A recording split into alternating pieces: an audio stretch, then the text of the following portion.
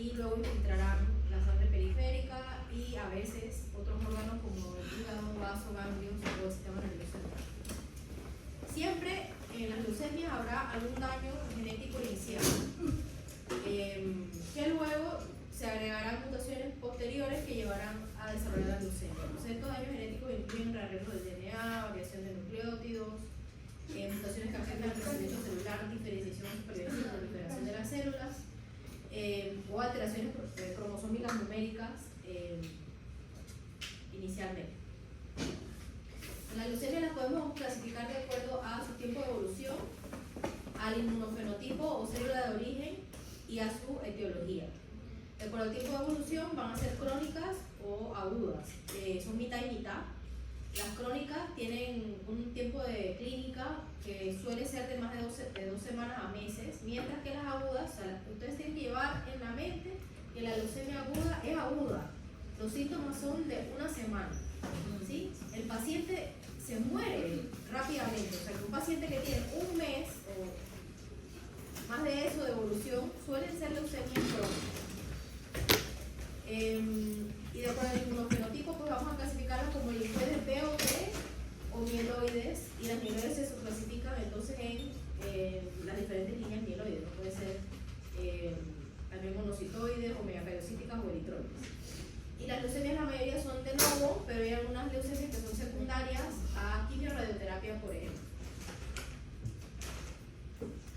Son enfermedades clonales. Clonales es lo mismo que, bueno, no es lo mismo que maligno, pero clonal significa que hay una mutación y que esa célula mutada prolifera y que todas las demás células son iguales, ¿no? Y esa célula clonal tiene una ventaja de supervivencia con respecto a las demás células que no tienen esta mutación. En general, todas las leucemias corresponden al 3% de las neoplasias, 90 son idiopáticas, 10% son secundarias. La leucemia mieloide aguda, comparativamente con la linfoblástica, tiene peor pronóstico. La linfoblástica es más frecuente en niños y es el cáncer más frecuente de los niños. Y la mieloide es más frecuente en adultos. Tiene una mediana de presentación en adultos que sobrepasa los 65 años, más o menos a los 68 años. Para el diagnóstico requerimos que tengamos una infiltración. Esto es un punto de corte bastante arbitrario y siempre se discute eso, pero el diagnóstico sí, el diagnóstico es 20% de células inmaduras o blastos de médula ósea. Hay algunas mutaciones para la leucemia mieloide aguda que, independientemente del porcentaje de blastos, si esas mutaciones están presentes, es una leucemia mieloide aguda. Pero el punto de corte de blastos es 20% para la médula ósea. ¿Es aguda o crónica? ¿Ah? ¿Es aguda o crónica? Es que no, más de 20% es aguda. Aguda. Es aguda. ¿Y crónica, doctora? Tú puedes tener menos de 20% en las leucemias crónicas, Okay. pero más de 20% es una leucemia aguda. O sea, por ejemplo, si en un hemograma me tienen 8%, yo puedo decir que es una En la leucemia. sangre periférica no debe haber ni un solo blasto. Okay. En las mieloides crónicas puede haber algunos blastos circulantes, pero siempre hay que hacer la médula ósea. Okay. Si esa médula ósea tiene más de 20% de blastos, eso es una leucemia mieloide aguda, que viene transformada, y puede ser una fase plástica de una LMS crónica, pero 20% es el punto de corte. El mecanismo más frecuente es la activación de protocogenes por translocaciones en el 80%. El recuento de leucocitos va a ser variable entre los diferentes tipos de leucemia. Si bien es cierto que para la leucemia linfoblástica es más frecuente la leucocitosis y para la mieloide es más frecuente la linfopenia. La clínica pues está mandada por las citopenias, la mayoría de las veces pues, por las citopenias progresivas, anemia progresiva, que va a dar síndrome anémico, astenia, dinamia, palidez, decaimiento del estado general. La neutropenia va a llevar a infecciones de rápida evolución, fiebre intermitente. La trombocitopenia va a llevar a sangrados, petequias, hemorragia transvaginal. Y como le digo, el conteo de leucocitos es variable. Entonces, la hiperleucocitosis es más frecuente en la LAL. Es más común ver mayor hiperleucocitosis en pacientes pediátricos que en adultos. Esto ocurre en el 10 al 30% de los adultos y esto está asociado a algunas mutaciones de mal pronóstico y en sí, o sea, tener más de 30.000 leucocitos para una leucemia linfoblástica aguda B ya es un factor de mal pronóstico. Entonces, las 200 mutaciones mutaciones que son la KMT2A, BCR-ABL, TSF3, que son de mal pronóstico. Se asocia a hacer una leucemia T, que también es de mal pronóstico, y se asocia a tener masas mediastinales o infiltración al sistema nervioso central. Mientras que la hiperleucocitosis es infrecuente en la leucemia mieloide aguda. Cuando nosotros vemos un hemograma con hiperleucocitosis y diagnosticamos una LMA, nos hace pensar muy probablemente que eso viene de una LMC transformada, o sea que está en fase blástica de una LMC. La mayoría de las veces, si hay adenopatías, son pequeñas y pocas. La mitad de los pacientes van a tener hepatoesplenomegalia. Las masas mediastinales se asocian al desarrollo de leucemia T o linfoma linfoblástico. Los pacientes pueden presentar dolor óseo y articular, esto es más frecuente en los pacientes con leucemia linfoblástica jóvenes, no tanto en los adultos mayores. También pueden debutar con infiltración al sistema nervioso central, por ende siempre estos pacientes se les debe hacer función lumbar a todos. Puede dar infiltración gingival, como ven ahí en la imagen, esto es frecuente en las mieloides agudas con infiltración monocitoide, que son las M4 y M5, por la clasificación de la FAB. Puede haber coagulación intravascular diseminada, que clásicamente es la manera como se presenta la leucemia promielocítica aguda, que es la M3. Pero todas las leucemias pueden tener asociado un CID a su presentación inicial. Pero lo clásico es que si hay sangrado con prolongación de tiempo, trombocitopenia, eso es probablemente una promielocítica aguda. Puede haber infiltración testicular y puede haber sarcomas mieloides, como los que ven en la imagen de abajo para la mieloide aguda. Los factores de riesgo para desarrollar cualquier leucemia son la radioterapia previa, factores genéticos, si tienes un gemelo con una leucemia, el otro gemelo va a tener 20% de riesgo de desarrollar leucemia en su vida. Inestabilidad cromosómica con algunas enfermedades genéticas como la anemia de Fanconi, ataxia telangiectasia, neurofibromatosis. El síndrome de Down particularmente aumenta el riesgo de leucemia aguda en 10 a 20 veces. Los síndromes de Rubinstein, Taibi, Noonan y el Microhominy, que se asocia a la mutación de TP53, y nosotros donde veamos TP53 eso va a desarrollar cáncer porque es un protocolo. Químicos como el benceno, alquilantes que usamos en las quimioterapias, o sea, un paciente que ha recibido quimioterapia en el pasado, pues se le aumenta el riesgo de desarrollar leucemia entre 2 a 10 años posteriores al término del tratamiento.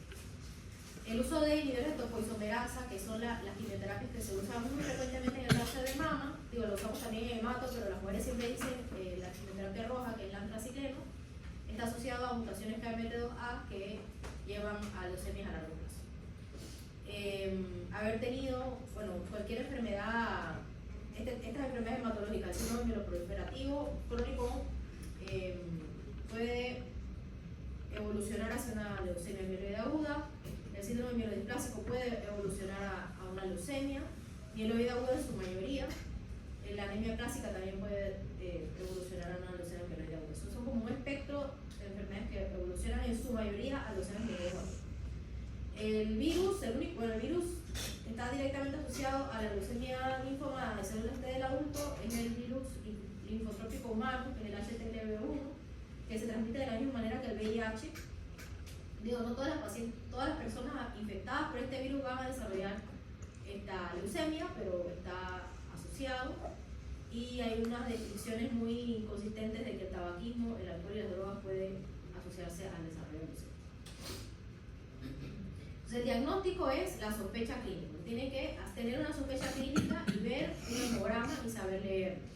Y si ustedes leen ese hemograma y ustedes piensan que es una leucemia, tienen que ir de inmediato con una urgencia a ver el froti el mismo día. Porque si ustedes en ese froti ven algún blasto, es un paciente que tiene que trasladar el mismo día, es una urgencia. Ya luego que llega al hospital de tercer nivel, donde está el hematólogo, pues se realiza biopsia de médula ósea, aspirado, citometría de flujo, citogenética convencional, FISH, PCR, NGS. En todos los pacientes con leucemia linfoblástica aguda debemos hacer ultrasonido testicular porque es un sitio de infiltración, y si el paciente tiene algún síntoma neurológico hay que hacer resonancia magnética y evaluación por oftalmología. Entonces ahí ven, que hacemos la médula ósea, vemos las células al microscopio y ahí tienen unos ejemplos de blastos, ¿sí? Para que no se les olvide cómo es un blasto. Entonces, cuando nosotros vamos a hacer el diagnóstico, cuando hacemos el aspirado, usualmente nosotros utilizamos los primeros mililitros del aspirado para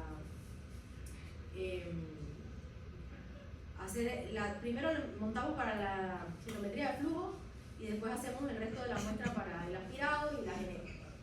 Entonces, la citometría de flujo lo que hace, que ya lo hemos hablado en la clase de los métodos diagnósticos, es que detecta proteínas de superficie. Y el conjunto de ciertas proteínas de superficie van a caracterizar una célula como de un estirpe u otro.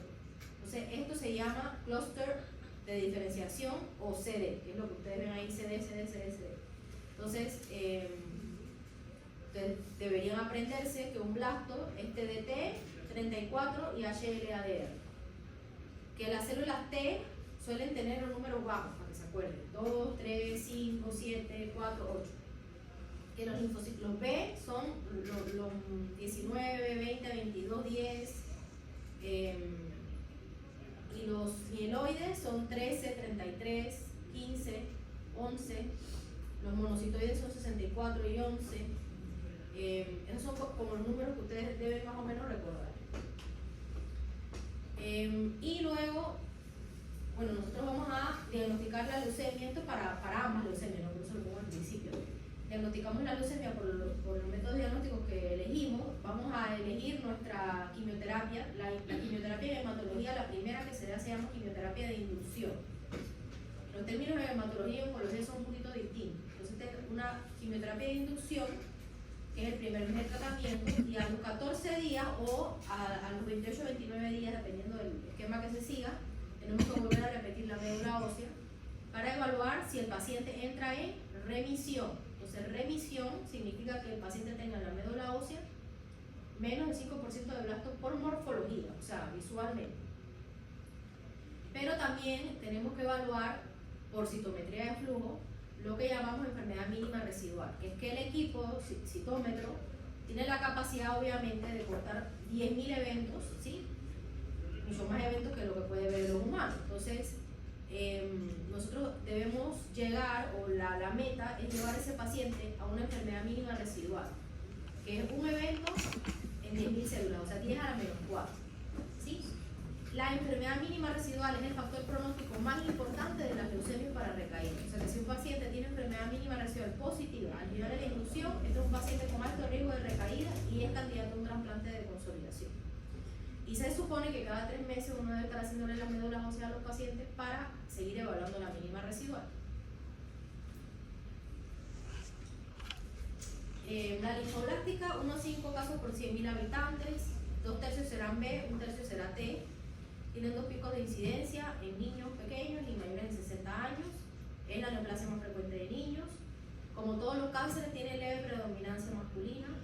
En las cortes de Estados Unidos, que son las más grandes, es más frecuente ver leucemias linfoblásticas en pacientes hispanos versus el resto de las etnias. También es más frecuente en los adultos hispanos ver un grupo de mutaciones que se llaman Philadelphia-like. Se llaman así porque tienen un pronóstico similar al que tenía la presencia del BCR-ABL antes del inicio de los inhibidores de tirosina. También las leucemias agudas pueden presentarse, las linfoblásticas, como un linfoma linfoblástico. Es tener más de 20% de células blastos en la médula ósea y uno que otro ganglio, eso es un linfoma linfoblástico. Y la mortalidad va en ascenso, sobre todo en los países de Latinoamérica, principalmente por el acceso a las nuevas terapéuticas de tratamiento. Para las leucemias hay unas teorías como de múltiples hits genéticos, ¿no? Que es la teoría más aceptada. Que primero va a ocurrir un evento genético que supuestamente ocurre in útero, para estas mutaciones que ven en el cuadro superior, y la presencia de esas mutaciones no van a ir a desarrollar leucemia directamente, sino que tú necesitas un segundo hit de alguna otra cosa que te haga adquirir más mutaciones y entonces transformarte en una leucemia. Pero ese segundo hit puede ser infecciones virales o adquisición de otras mutaciones que controlan el ciclocelular, los receptores de citoquinas, la señalización del RAS o de los factores de transcripción. Hay otras teorías que son pues, menos aceptadas o menos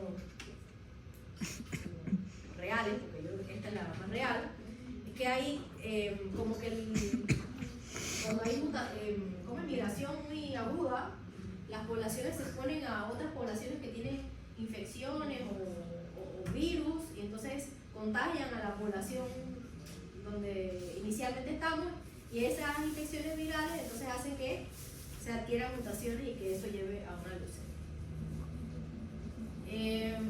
Entonces, hemograma es importantísimo, que la leucocitosis es frecuente, anemia, normo y trombocitopenia. Ustedes van a ir a pedir un frotis de sangre periférica, que eso lo hacen en todos los laboratorios de todos los hospitales, hacen frotis de sangre periférica, ¿sí? Los blastos son células pequeñas, son más pequeñas que los blastos de la mieloide. Tienen escaso citoplasma, el citoplasma es basófilo, o sea, azul. Tienen un núcleo oval con algunas indentaciones. La cromatina es laxa o dispersa o levemente condensada, y tienen nucleolos que son pequeños e inconspicuos, o sea, que no se ven con facilidad.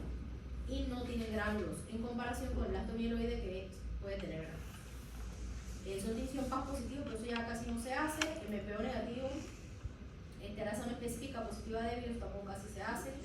Y el negro sudán positiva variable, que tampoco casi se hace. MPO es un marcador de mieloide, ¿sí? MPO positivo es mieloide. Desde la clasificación vieja de las leucemias es la clasificación de la FAB, que es una clasificación morfológica, fue introducida en 1976, pero a veces todavía se utiliza, sobre todo acá en nuestros países ricos pero pobres. Entonces la L1 son blastos pequeños, que es la de arriba, la L2 son blastos grandes, y la L3 es el tipo Burkitt, que son blastos que ustedes ven con vacuolas. Con respecto a la inmunohistoquímica, podemos clasificarlas así, de acuerdo a los marcadores que salgan en la citometría de flujo: ProB, común, PreB, inmadura o tipo Burkitt. Y si observan o se fijan con detenimiento, el blasto va adquiriendo algunos marcadores de superficie a medida que va madurando. O sea, el ProB es el más inmaduro, este es de 34, pero es 10 y 20 negativo. Luego adquiere CD10, que antes se llamaba el antígeno CALA, y luego adquiere la inmunoglobulina citoplasmática, y luego adquiere la inmunoglobulina de superficie. O sea, que es que va madurando el blasto adquiriendo los marcadores de superficie. Y lo mismo pasa con la T en el timo, que se clasifica en una leucemia de células T temprana, que esa no está ahí, que es early T cell leukemia, la prote, la prete, la cortical y la madura. Y como ven, o sea, van como adquiriendo marcadores y perdiendo algunos otros. Los marcadores de T que llevan a más madurez o mayor diferenciación son el CD4 y el CD8, que nos hace diferenciar un linfocito T citotóxico y un ayudador. El 34, que es el de más inmadurez, va a estar en los estadios más tempranos, mientras que va negativizándose cuando el blasto es más maduro.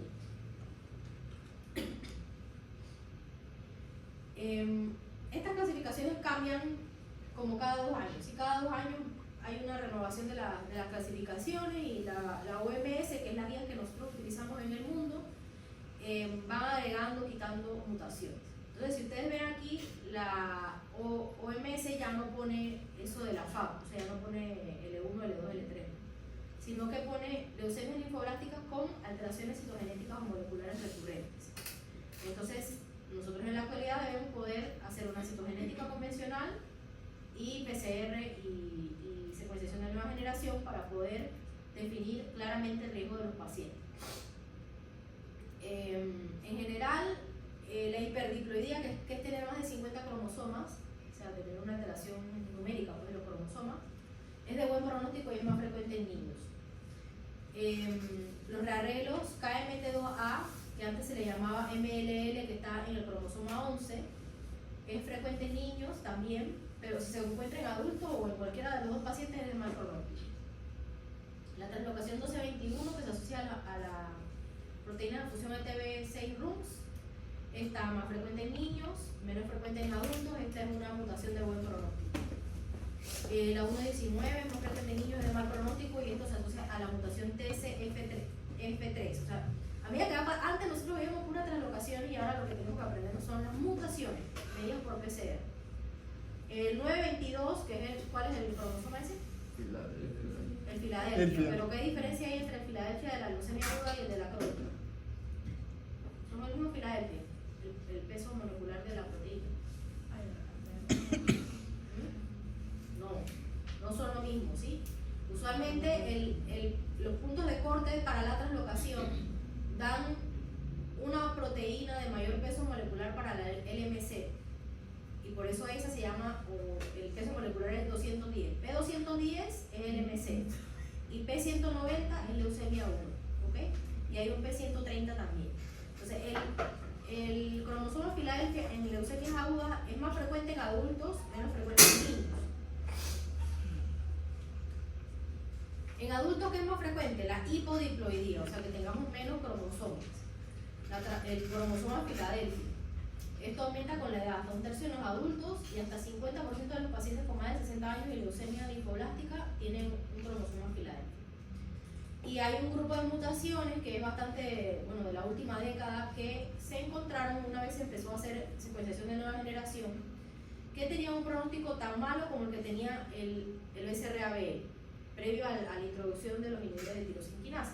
Y son este grupo de mutaciones que se llaman Filadelfia Like. Estas mutaciones son más frecuentes en adultos y sobre todo en hispanos, o sea, en nuestra población. La más importante ahí es la CRLF2, seguida de la YAC2 y del resto que ven ahí. La única ventaja de que estas mutaciones, si existen, podrían tener un target terapéutico potencial. Entonces, el cromosoma Filadelfia es descubierto en unos laboratoristas en Filadelfia como una anomalía cromosómica recurrente en los pacientes que se diagnosticaban con leucemia mieloide crónica. Esta es una mutación muy importante porque es la primera alteración genética relacionada directamente con la fisiopatología de un tipo de cáncer. Y es la primera en la que se desarrolla un tratamiento tal.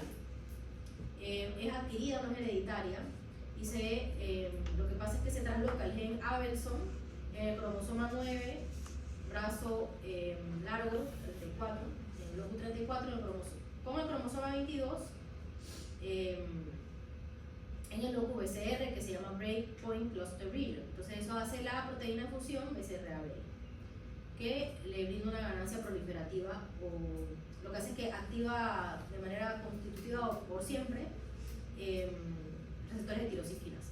Entonces ahí es lo del peso que les decía. Entonces la BCR-ABL de la LMC, la mayoría de las veces es 210, y la de la LLA tiene un peso mayor de 190 kilodaltons, y la leucemia neutrofílica crónica, que es muy muy rara, que yo nunca la he visto, es un peso de 230 kilodaltons.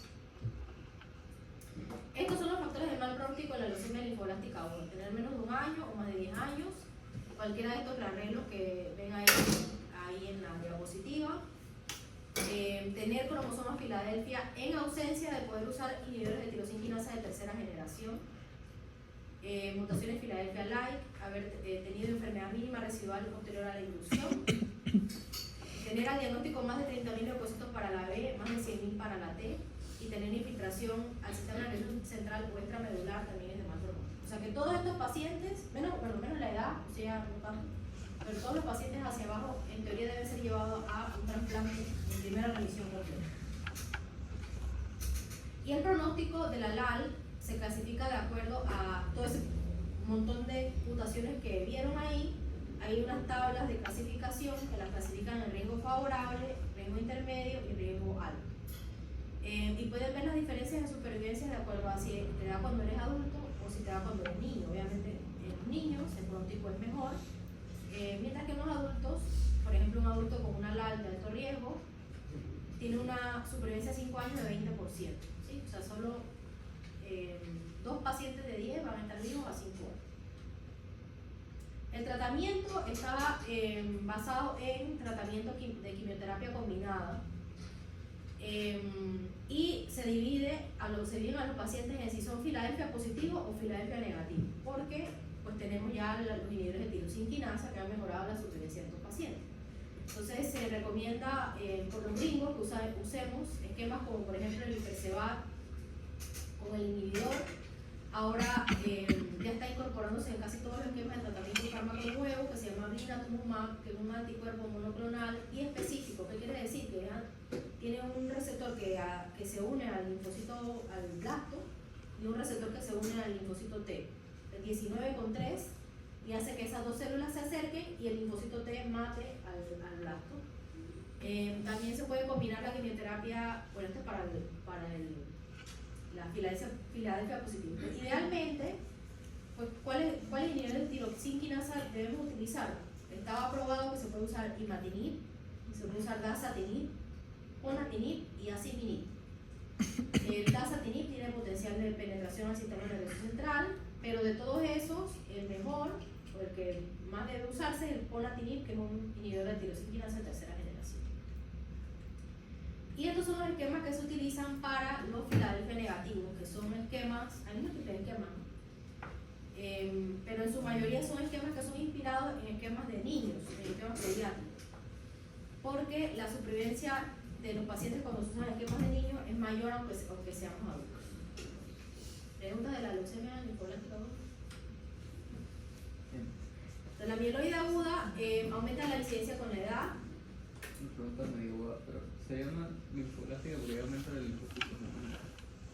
Porque hay aumento de los blastos linfóticos, de los linfoblastos. Y en la mieloide, bueno, no sé, en la mieloblástica también puede decir, pues hay aumento de los blastos mieloides.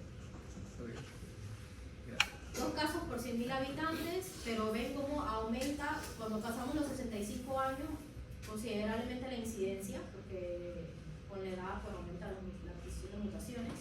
Es el 1% de todos los cánceres, mayor incidencia en caucásicos, más frecuente en hombres. Los síndromes mielodiplásicos pueden progresar en una leucemia mieloide aguda de acuerdo al riesgo citogenético y molecular. Y también las leucemias mieloides agudas pueden ser precedidas, al igual que el síndrome mielodiplásico, por unas condiciones hematológicas que también son muy recientes de descripción. En los últimos años que se han estado haciendo secuenciaciones de nueva generación en la población en general, que son estas dos condiciones, el CHIP y el SECUS. El CHIP es la hematopoiesis clonal de potencial incierto y el SECUS es la citopenia clonal de significado incierto. ¿Qué están relacionados? O sea, el CHIP es que tiene una mutación que seguro se asocia a leucemia mieloide aguda, pero que en este momento tu hemograma es normal. Y la citopenia es que tienen citopenias que no le buscamos causa y nunca encontramos nada, y en el seguimiento de esos pacientes desarrollan síndrome mielodisplásico y posteriormente leucemia mieloide aguda. También en la mieloide aguda hay esta teoría de los dos hits, o sea que hay alguna mutación, un grupo de mutaciones que suelen ser muy tempranas, que se desarrollan, que por sí solas no llevan a ese paciente a desarrollar un síndrome mielodisplásico o una leucemia, pero luego se van agregando otras mutaciones que obviamente aumentan a medida que más viejos estamos, que el cuerpo no es capaz de reparar y finalmente desarrollan la leucemia. Entonces las mutaciones que ven arriba, DMT3, AT2, ASXL1, son mutaciones que son muy asociadas al síndrome mielodisplásico y a la leucemia mieloide aguda. En los niños, o sea, si se desarrolla una mieloide aguda en los niños, que es súper raro, son mutaciones distintas a la de los adultos, que es la parte de abajo.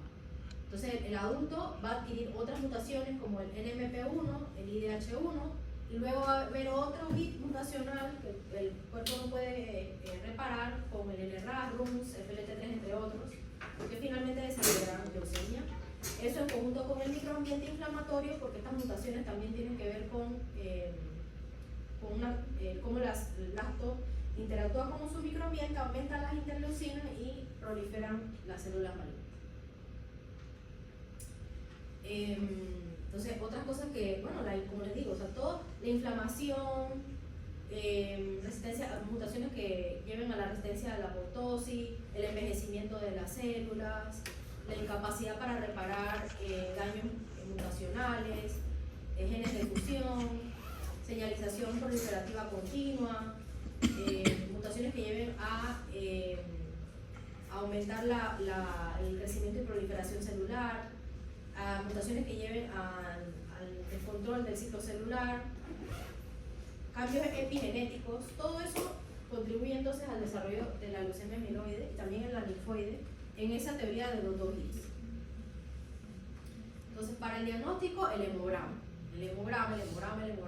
Anemia normocítica normocrómica, no regenerativa, igual que en la leucemia linfoblástica. El 75% de los pacientes tendrá trombocitopenia y la mayoría de los pacientes van a tener leucopenia.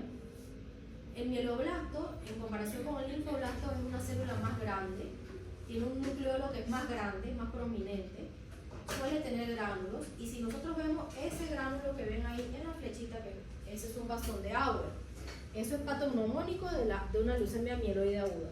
Si vemos bastones de Auer en empalizada, o así uno junto al otro, eso es una leucemia promielocítica aguda, hasta que se demuestre lo contrario. En la linfoblástica aguda suele haber blastos que se llaman blastos en espejo de mano, que son unos blastos como los espejos de la Barbie. Así, esos son blastos que son característicos de la leucemia linfoblástica aguda. Pero patognomónicos son los bastones de Auer. Vemos un bastón de Auer, es una mieloide aguda. MPO positivo, Sudán negro positivo en M1, M2, M3. Te digo, estas cosas ya casi no se hacen. Fosfatasa ácida positiva en M5.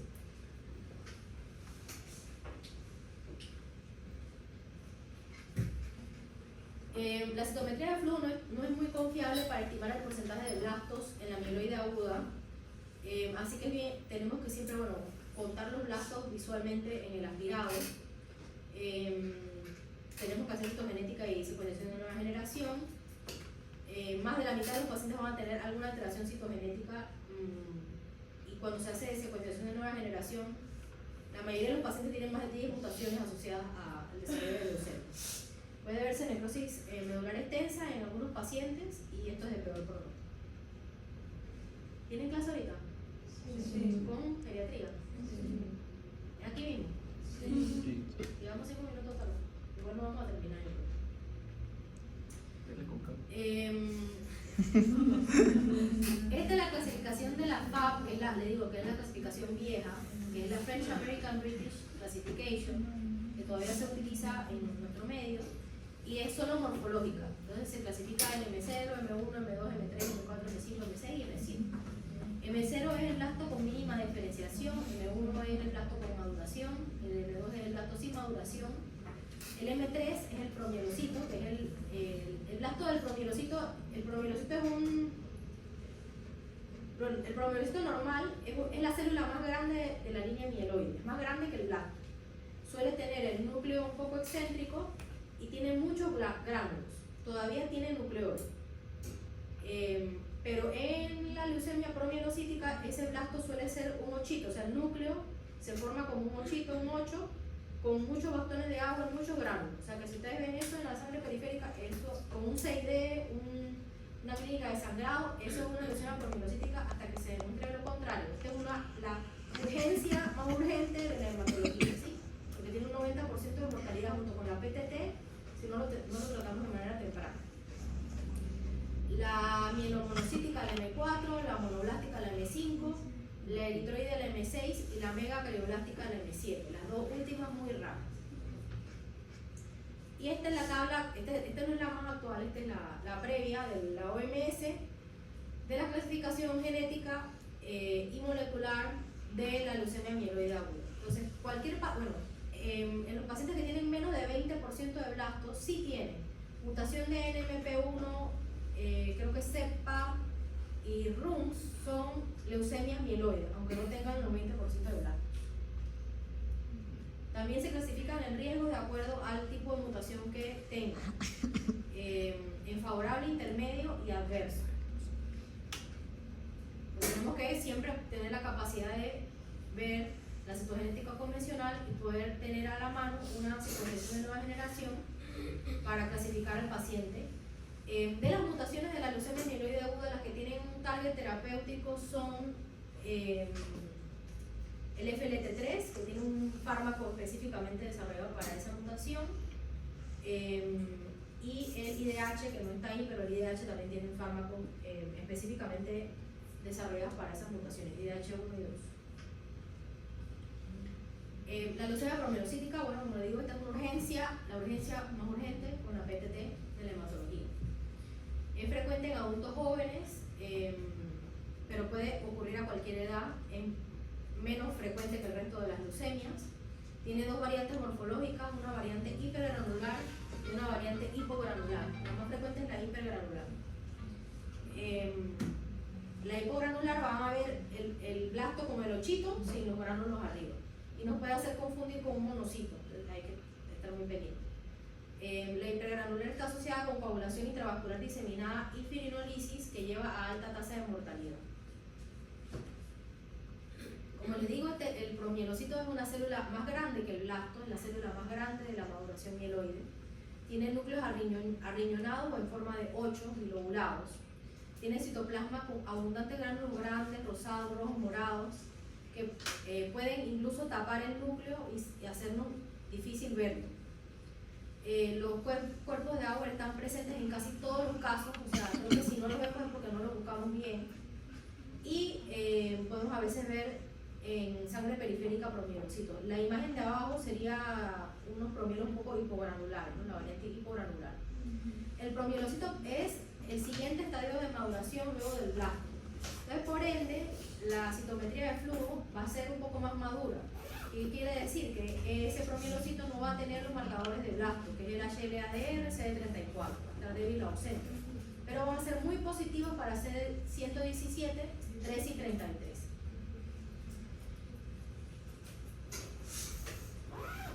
Tenemos que hacer un diagnóstico en la promielo, o sea, confirmar que existe la translocación que lleva a la promielo. Entonces, la translocación que lleva a la promielocítica aguda, esto es solo exclusivo para la promielo, ¿sí? Esta mutación, como el cromosoma Filadelfia, esto tendrá las translocaciones que involucran el cromosoma 17. Entonces, va a haber una fusión de gen, el gen RARA, que es el receptor de ácido retinoico, en el cromosoma 17 con el gen regulador nuclear PNL, el cromosoma 15. O sea que la translocación patognomónica aquí la característica es la 15 y 17. Pero también algunas variantes que incluyen la 11-17, la 5-17 y la 17-17, con las diferentes, o sea, es rara PML, pero puede ser PML con cualquiera de las que ven ahí abajo, LMP1, RUMA. Recordar que, bueno, ahí ven la técnica de FISH, que es la que hacemos, pero a veces esa técnica no detecta mutaciones muy pequeñas, entonces tenemos que hacer PCR. ¿Cuáles son los diagnósticos diferenciales para leucemias agudas? Estamos terminando esta rápida clase. Para la LAL, el linfoma de Burkitt, la leucemia linfocítica crónica, y hay algunos linfomas indolentes que tienen expresión leucémica que pueden hacernos confundir porque tienen mucha hiperleucocitosis, como el linfoma del MAC. Para la leucemia mieloide aguda, el síndrome mieloidiplásico con exceso de blastos, la leucemia mieloide crónica en fase plástica o con en fase plástica sería el diagnóstico diferencial ahí, y ahí la única diferencia es el punto de corte de 20%. 20% más es leucemia aguda o MC o blástica, 20% menos es el MC. Otro diagnóstico diferencial que para la medicina interna o no hematológica es complicado es la reacción leucoeritroblástica. Entonces puede haber reacción leucoeritroblástica y reacción leucemoide. La diferencia entre una y otra es que la leucoeritroblástica vamos a ver eritroblastos en el frotis de sangre periférica, y la leucemoide vamos a ver células de la línea mieloide con desviación a la izquierda, no blastos, en la sangre periférica. O sea, vamos a ver metamielos, mielocitos en la sangre periférica. Y esto puede ser secundario a infecciones virales, bacterianas, tuberculosis, toxicidad por metales, enfermedades autoinmunes, infiltración por otros neoplasias de la médula ósea, por ejemplo. Este es como un resumen que pueden ver después con más calma, que es como el abordaje de la leucocitosis entre una LAL, una LMC, una LAL o una LMC. El tratamiento de la leucemia mieloide aguda también lleva una combinación de fármacos, o sea, quimioterapia multiagente, y como la mayoría de los pacientes con mieloide aguda son añosos, tenemos que muy finamente como definir si el paciente es fit o no, y así mismo escogeremos los tratamientos. La leucemia que se trata totalmente diferente es la leucemia promielocítica aguda, porque por la translocación que involucra el cromosoma 17, que tiene que ver con ese receptor de ácido retinoico, se usa ATRA, que es un ácido transretinoico. También se puede utilizar dióxido de arsénico en combinación con quimioterapia. O sea, hace que la leucemia promielocítica aguda lleva un esquema de tratamiento distinto al resto de las leucemias mieloides agudas. Y bueno, después tienen todos estos casos clínicos que si nos da tiempo podríamos revisar, pero lo pueden ver en casa también. Aquí les traigo el ejemplo del espejo de mano. Ven aquí esto, ¿no? Que el diferencial se va hacia arriba, ¿no? Que son blastos. 3.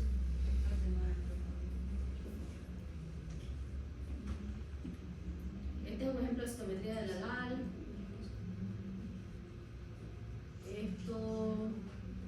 Esto, bueno, van a ver, no sé si lo leemos rápidamente, 80 años, seguimiento de rutina por geriatría, sin síntomas, con hiperleucocitosis.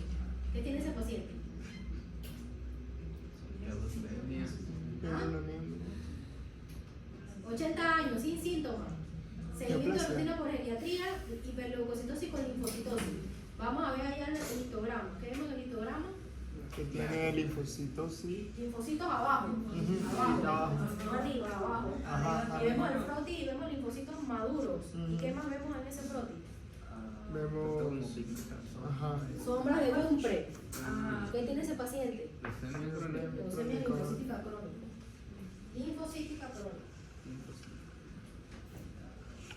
Ahí está el histograma comparativo entre una LAL y una LLC. Ven que no hay blastos hacia arriba, ahí hay linfocitos abajo en el histograma. Y esta es una 66 años. Es que el doctor le pone los casos así en el examen. Sí. 66 años, una semana de evolución de malestar general, astenia, palidez, fiebre. ¿Ese paciente tiene leucemia mieloide crónica? No creo. Ese paciente seguramente tiene una leucemia mieloide aguda, aunque tenga leucocitosis. Pero ¿qué llama la atención en el diferencial de este paciente?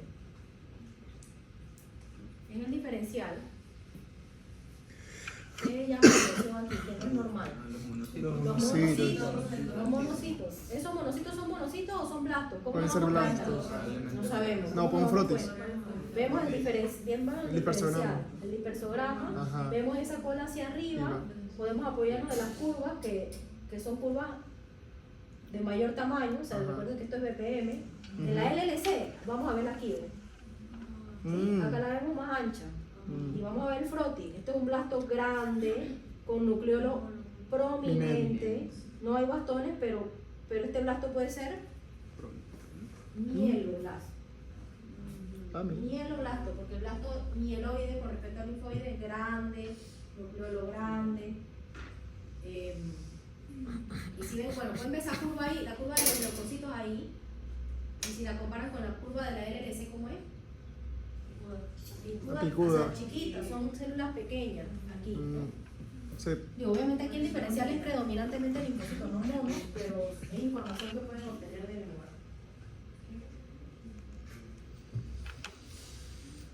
Esta, 46 años, referido a la policlínica, ya que en una evaluación por síndrome gripal se encuentra leucocitosis importante. Ha estado haciendo deporte, pero al interrogatorio ha tenido un poco de llenura postprandial y aumento del perímetro abdominal desde hace 2 meses. No tiene un resfriado, fue al cuarto de emergencia a atenderse, pero él estaba haciendo fútbol ayer. ¿Sí? Y llenura postprandial. Y ven ese hemograma. Entonces ese hemograma tiene leucocitosis en defensa de qué línea celular. De los neutrófilos, no de los monocitos, ni de los linfocitos. Y cuando vemos el histograma, ¿qué vemos ahí predominantemente? Neutrófilos. Aquí están unos neutrófilos. ¿Qué tiene este paciente? Más probablemente.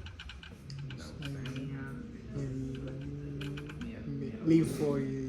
No. Linfoide, ¿por qué no? Porque si Porque no está la no son linfocitos, no No son tenemos más de linfocitos, son 5.000 neutrófilos. linfocitos. Mieloide.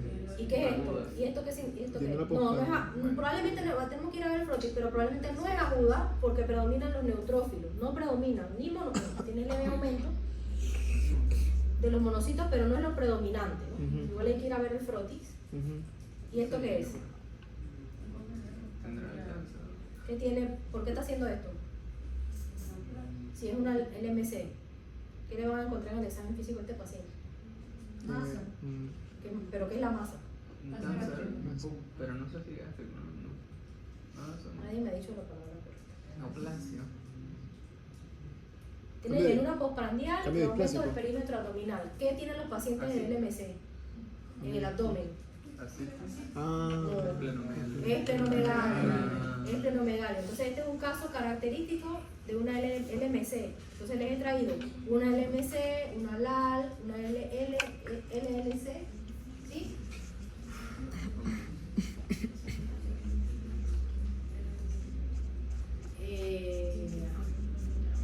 Un BCR-ABL. Este es el comparativo, ¿no? ¿Ven el histograma? sí. Comparativamente, allá hay puros neutrófilos, acá en el histograma hay blastos. ¿Sí? Aunque ambos tienen leucocitosis, la leucemia que tiene trombocitopenia. ¿Sí? La mieloide crónica no tanto, no tiene, ¿no? O sea, no es lo común. A menos que sea un paciente que debuta con una fase plástica de una LMC, pero no es lo principal. Y este es el último caso importante. Femenina, porque no sé por qué es más común, femenina de 35 años, sin antecedentes, una semana de evoluciones de hemorragia y sangrado transvaginal. Una semana. Hace 24 horas presenta cefalea, petequias en miembros inferiores, cefalea, razón por la cual acude a urgencia. Le hacen ese hemograma. ¿Qué tiene el hemograma? Pancitopenia. Anemia, bueno, normo. Vemos el diferencial, tiene citopenia de todo. Tiene linfopenia, neutropenia. Vamos a ver el frotis. Entonces, en el frotis, ¿qué vemos? Esto es un frotis de sangre periférica. Vemos, ¿estos qué son? Son ochitos. Ochos. Y la señora se está desangrando. ¿Qué tiene esa paciente? Desangramiento agudo con ochos. Promielocítica aguda, pancitopenia, desangramiento agudo, promielo, ¿sí? Con una urgencia hematológica.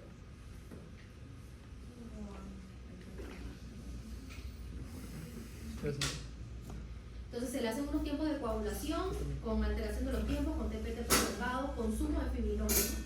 Se le hace una médula ósea y vemos células, bastones de Auer. ¿Ve? Estos son los bastones de Auer característicos de una promielo. Bastones de Auer es empalizada, muchos bastones de Auer. Promielocitos con mucho gránulo, algunos en 8 o binucleadas. ¿Ok? Estas también se llaman, las células así empalizadas se llaman células de Auer.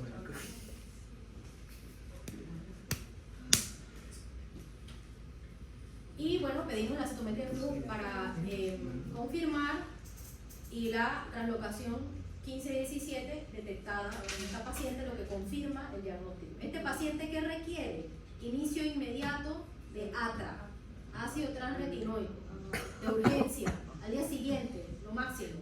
Mientras que nos sale la mutación, nosotros podemos esperar la quimioterapia después, pero lo que el paciente requiere inmediatamente en las próximas 24 horas, el inicio de ATRA, porque si no, el 90% fallece.